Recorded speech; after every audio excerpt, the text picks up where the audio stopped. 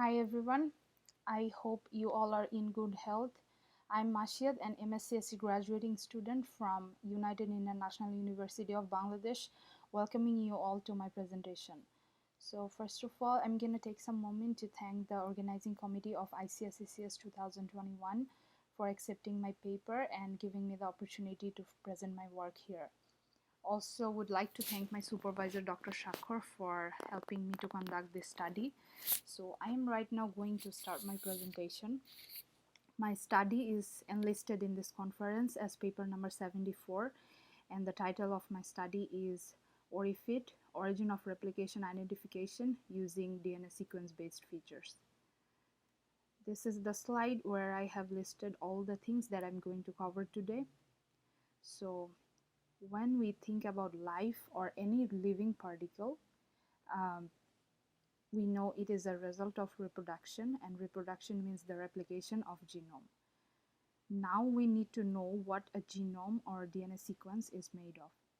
So DNA, aka deoxyribonucleic acid, consists of 4 chemical bases: adenine, cytosine, guanine, and thymine. So these 4 nucleotides are main contents of a DNA sequence, and they reserve all kinds of information for the DNA. Also contain hidden messages to tell the cell to start the replication process. And now, what is the origin of replication? Here is a snippet of a DNA sequence where we can see an abnormal repetition of a big string again and again. So in a DNA sequence, there will always be such type of repeated strings that will contain the order to replicate a gene. And the regions containing these key strings are called the origin of chromosome replication, or ORI. And from this origin, replication proceeds in both directions, and this is the process of an old cell to give birth to a new cell.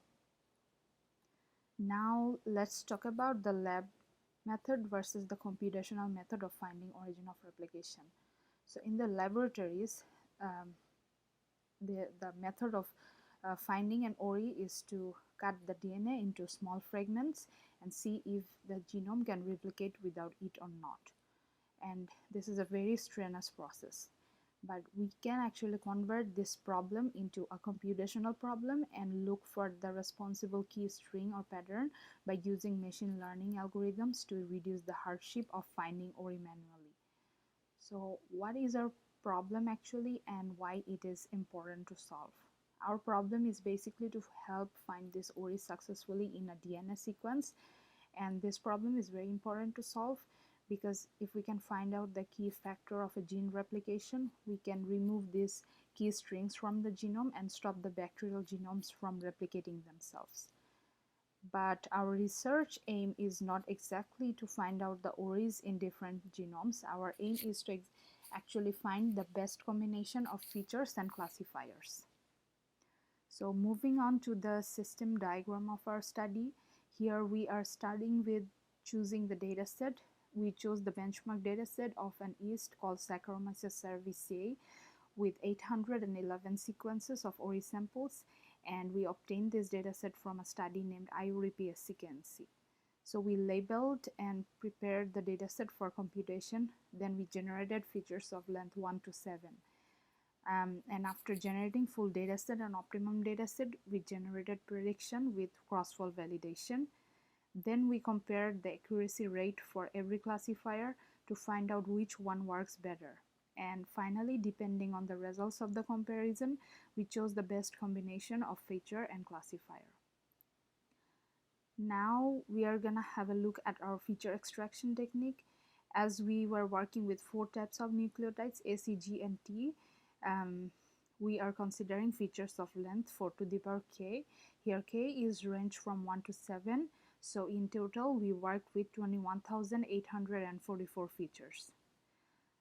So for our feature extraction, generating prediction and everything, we use the pre-built tool called PyFeed. The documentation to PyFeed is linked in the slide down below. And we fed our data to the 10 different classification algorithms listed in this table. So these are the performance evaluation factors for our experiment.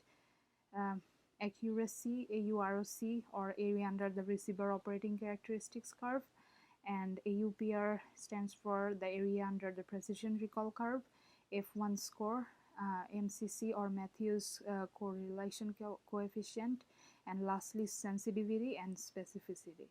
So in the next 10 slides, we will be comparing the resulted outcomes for 10 different classifiers for features of length 5, 6, and 7. So first up, we have logistic regression. Here we can see the accuracy and every other parameters are showing better results for features of length 7. Next up, we have support vector machine. We can see the accuracy and every other parameters are showing better results for features of length 7. Next, we have linear discriminant analysis. Again, we can see the accuracy and every other parameters are showing better results for features of length 7. Next, we have Gaussian knife bias. The features of length 7 are showing better results than that of other features. The same situation is going on for K nearest neighbor, gradient boosting, AdaBoost classifier, random forest, Bagging classifier, and lastly decision tree. So here we are showing the comparison table for all the resulted outcomes for features of length 7 and for all the parameters and classifiers.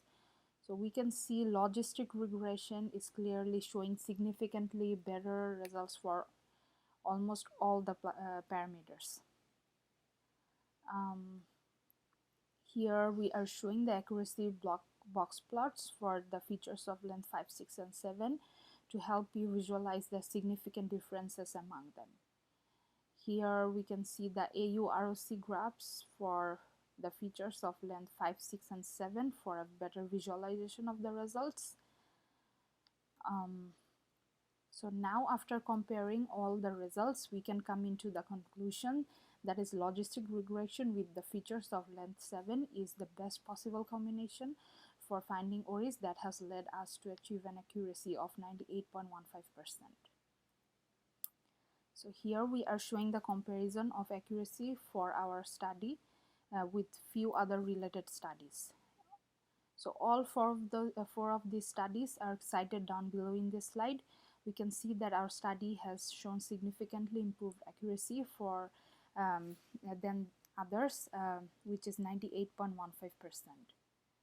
Now we had few limitations while conducting this study. One is we worked with only one species, and another limitation is we could not run the experiment for the features of more than length 7. Now moving on to discuss the future scopes of our study. In future, we intend to work with different species, data sets, and gap nucleotides. Also want to work with features of bigger lengths, and we hope to build a web tool where we will be able to upload the FASTA formats of gene sequences, and the system will be able to predict ORI regions as an output. So that was pretty much it. I would really like to thank you all for your time and attention. Take care.